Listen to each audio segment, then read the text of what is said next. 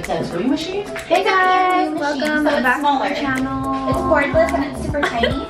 I am here at my cousin's studio. I'm gonna have her come on here and let you know a little bit about Henna Brows. I recommend that. This is my before. I actually What's the process for this one to be done? So Anyways, to be done? her ring light bomb. We have something a little special going on today. I'm here with my cousin Shawnelle, and I'm at her business. Do you want to kind of let us know what services you have and the name of your business, and just let them know where you're located? Okay, so hi everybody. My name is Shawnelle and I'm the owner-operator of Arched Brow Studio in downtown Sacramento. And basically what the services that I offer here are microblading, powder ombre brow, and henna brow. Eventually we'll start doing lip jelly, which is another service, as well as eyeliner, but for now this is basically what my studio does. And Justine's here today to get a henna brow. So henna is it's an all-natural product, and it's basically what it is. It's a stain that gives you the look of, I guess, it's like a temporary tattoo, essentially. I know a lot of people have heard of henna tattoos that are done on the body. They last anywhere from 1 to 3 weeks on the skin, and then 3 to 6 weeks on the hair. But if you guys would like to follow, I guess, my brow journey, I do have an Instagram, and it's called Arched Brow Studio _ on Instagram. But I also have a YouTube channel, and right now it's called cocoshawnelle, and I will be posting some information about microblading, powder brows, and then also how to just, I guess, the journey of becoming an entrepreneur and tips and tricks that I've learned along the way. Yeah, that would be awesome. And then I'll link everything in the description box down below. And yeah, Yay. So if you guys want to see how we get our brows, this is not it, but just keep on watching. Yay. So I use the brand Elivana. Basically, all that's in there is like the indigo extract, almond extract. It's a bunch of different, like, it's a plant basically is what they used. A lot of people, little disclaimer, a lot of people think that henna is banned in California, or that like skin staining has been banned or skin dyeing has been banned in California. That is true, except henna is not. Henna is an all-natural plant. It is not banned and it is not illegal. I think a lot of the problem is that the FDA has not yet done enough research on henna to, I guess, fully approve it. So a lot of estes and cosmos, they technically cannot, because they cannot get insured, because they are basically covered by the DCA, and the DCA requires that they abide by the FDA regulations. However, my license is in body art, so tattooing and piercings and things like that. The tattoo inks that you use, like if you've ever had a tattoo, it's not approved by the FDA. There is not one tattoo ink that is approved by the FDA, so it's kind of like do at your own risk. Everything that we do is tested, so we do a patch test to see if there's any allergy. I don't use a high developer or anything like that, so I'm technically not dyeing your skin, I'm just staining the skin. That's basically what it is. So I do like to give that little disclaimer out. If you are a body art practitioner or a tattooer,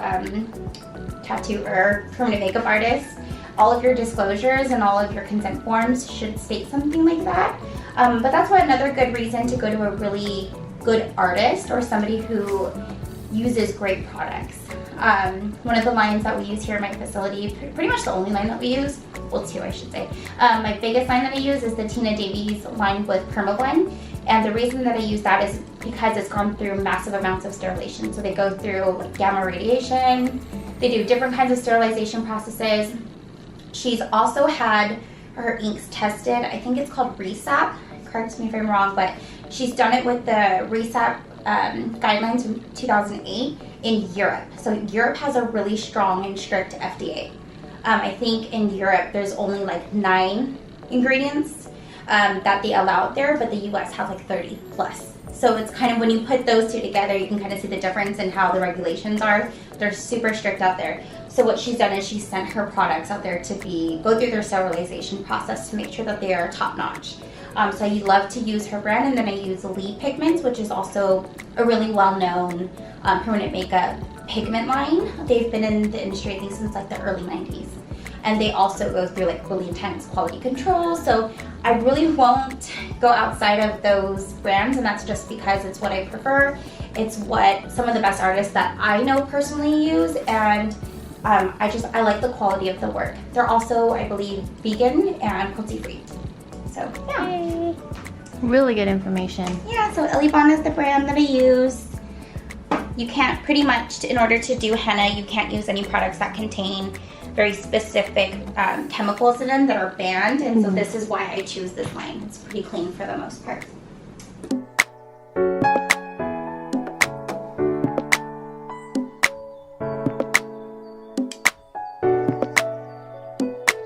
The area and prep it for the gets off like makeup and oils.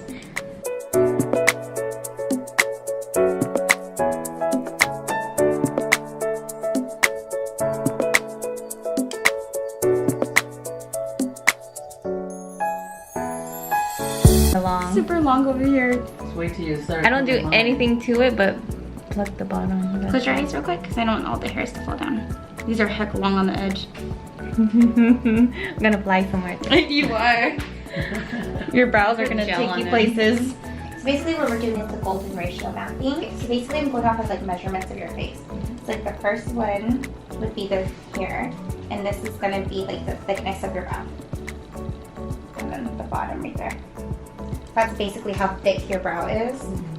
And then the next one would be the start of the brow, which usually you hear from the nose. It's like the nostril, which your brows are pretty perfect. There. Make that line a little darker. Okay, so you have all these markings on your face. The next thing I want to do is like how high your arch is. And see if they match. So they're pretty much the same, which is good because most people have like one arch that's higher than the other.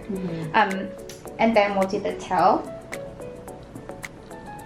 which you have hair there, it's just not very thick. Right. So like this is where your brow should technically end. I always elongate it. I do the same thing. Mine's are long, it's just not thick on the tail. And then what I do next is I'll take my measuring tool. So based on using this method of mapping, it's done based off of how, like your tear ducts, how far apart they are. So like if I look head on to you, this is basically the space from the start of your brow to your arch, should be. So if I start here, your arch should be over here. So you're just a little bit short. So if you turn your head, you see it on the camera, like that. But then sometimes again, like not everybody's comfortable with that. So, and naturally, like depending on your brow, you know what I mean? You can go in a little smaller. So that's basically where the arch would. So that is the top of the arch. That's the space that it should be. So if I do it one more time, I'm just gonna double check.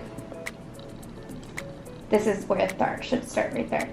So basically, what I'm gonna do, I'm gonna grab my pen real quick because these graphs just help for mapping. It's just to make sure everything's like where it should be.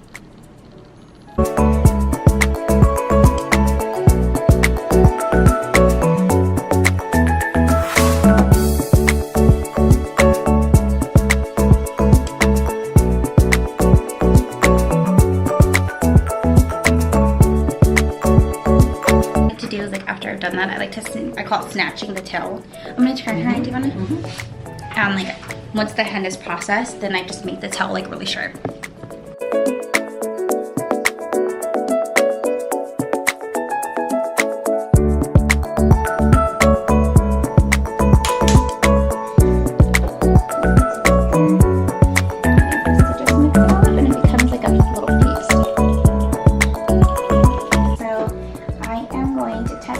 On your wrist, like wherever you want to do it. You'll have like a little mark for a little bit. It should fade away within like 4 or 5 days. But basically that just is going to tell me whether or not you're allergic. So you'll like it, if it itches or burns, gets red or swollen, that obviously means you're allergic.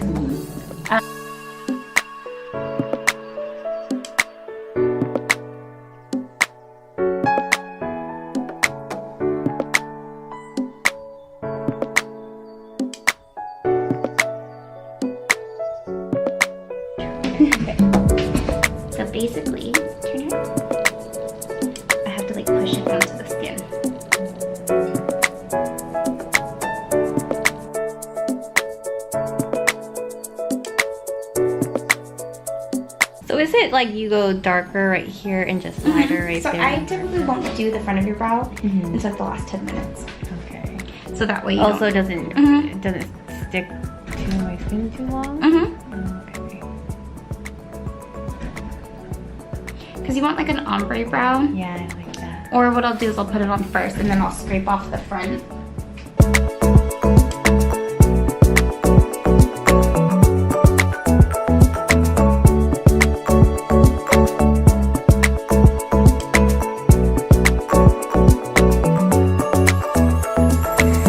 Might just need like a little minor like touch up on edges or like in between hairs. Like here, you know? Yeah. But isn't it cool?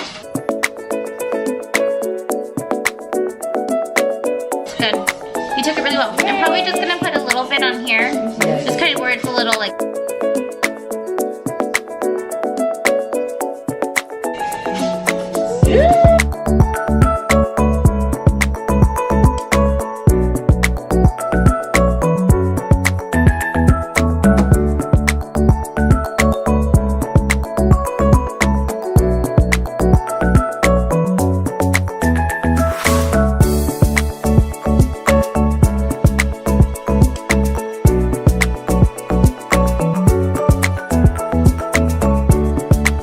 Do you see any spots that you feel want to be fixed at all?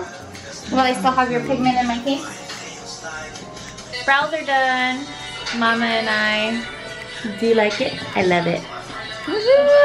So for those of you who are interested in getting any type of microblading, henna brows, or anything like that, I'll leave all of our information down below in this description box.